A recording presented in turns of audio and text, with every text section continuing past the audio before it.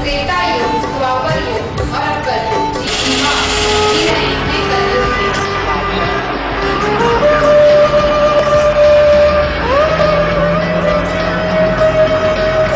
एक एक युग होता है कुछ हजारों साल का। हिंदू संस्कृति के अनुसार जब जब मानव कष्ट में होते हैं तब तब विष्णु पृथ्वी पर अवतार लेते हैं। जहाँ त्रेता युग में श्री राम ने जन्म लेकर रावण पर विजय प्राप्त कर उसका संहार किया था, वहीं द्वापर युग में श्री कृष्ण ने अवतार लिया।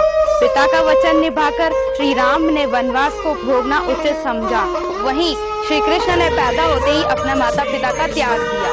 पूतना के वध से लेके कौरवों के नाश तक श्री कृष्ण ने पूरे विश्व को बुराई पर विजय प्राप्त करने का मार्ग दिखाया। वहीं बचपन में माखन चोर, मटकी फोड़, गोपियों को परेशान करना, कालिया नाग का मर्दन और कई राक्षसों का नाश, और इसके साथ ही गोपियों के साथ नृत्य, रासलीला, बांसुरी की धुनों पर मनुष्य को ही नहीं पशुओं को भी अपने वश में करना, ये सभी कृत्य श्री कृष्ण जीवन भर करते रहे और जहाँ आवश्यकता पड़ी वहाँ सुदर्शन चक्र भी चलाया।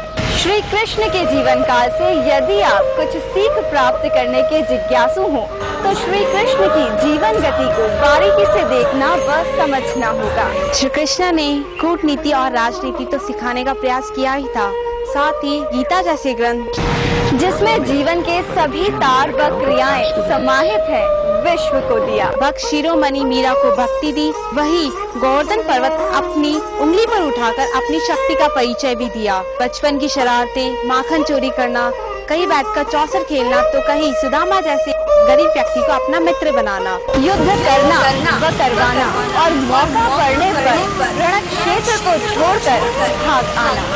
अपनी से बड़ी उम्र की राधा से प्यार कर विश्व को प्यार की अनुभूति से तृप्त करना, 16,108 रानियों के साथ विवाह और अपने ही पुत्र और सांब को श्राप दे देना। समय आने पर गोकुल, वृंदावन, मथुरा, हस्तिनापुर, इंद्रप्रस्थ जाना भी और छोड़ भी देना, अपनी नगरी द्वारका बसाना व बैकुंठ प्रस्थान के साथ समुद्र में डुबो देना। Had he discovered Krishna's mythical kingdom of Dwarka? पूर्ण गीता का सार, जो हो रहा है अच्छा ही हो रहा है और जो होगा अच्छा ही होगा। समय से पूर्व व भाग्य से अधिक कभी नहीं मिलता। मोह माया के बंधनों का कोई औचित्य नहीं। जो भी मानवता का दुश्मन है उसका नाश कर देना ही ठीक है। जो आज तुम्हारा है कल किसी और का था, कल किसी और का होगा। परिवर्तन ही संसार का नियम है। तुम्हारा क्या गया जो तुम रोते हो, तुम क्या लाए थे जो तुमने खो दिया, तुमने क्या पैदा किया जो नष्ट हो गया। श्री कृष्ण यथार्थ में सभी कार्य स्वयं 5236 वर्ष पूर्व प्रायोगिक रूप से कर चले गए, किंतु अब भी मानव उससे सीख नहीं ले रहा। आज भी मानव संतों के समागम में यही सब सुनकर चला आता है, किंतु कोई आत्मसात नहीं करता, स्वयं संत समाज भी नहीं, और जो ये संत कर रहे हैं वो मानव के सामने भी नहीं आते। इन्हीं सब बातों से शुरू होती है भक्ति, याद आती है प्रभु की लीलाएं, तभी मन करता है संगीतमय भक्ति रचनाएं सुनने का, झूमने का।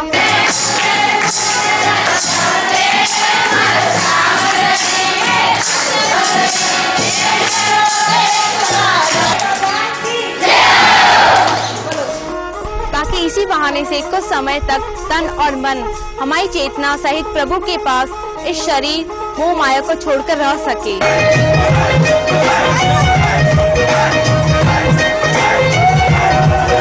तन्मय, निश्चल, निश्चित, निर्भीक प्यार, जीवन दर्शन, प्रभु के निकट होने की अनुभूति ही कलयुग में आपके मोक्ष गमन का मार्ग प्रशस्त कर सकती है।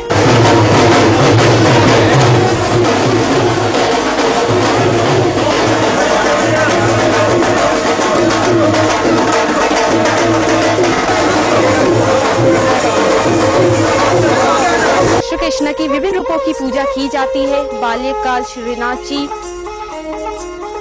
तरुण अवस्था रासलीलाएं व विराट रूप में चतुर्भुज स्वरूप व प्यार की साक्षी राधा कृष्ण।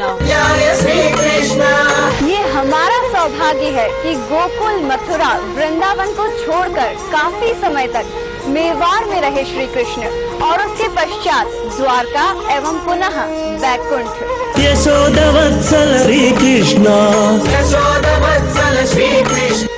आज भी विभिन्न रूपों में विराजे हैं मंदिरों में श्री कृष्ण आपके ही आसपास।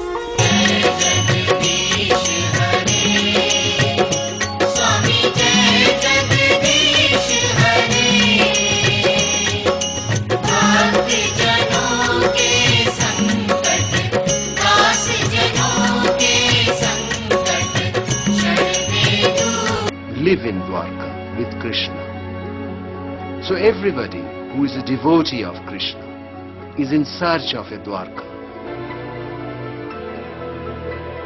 The answer lies buried in Asia's past, waiting to be unearthed.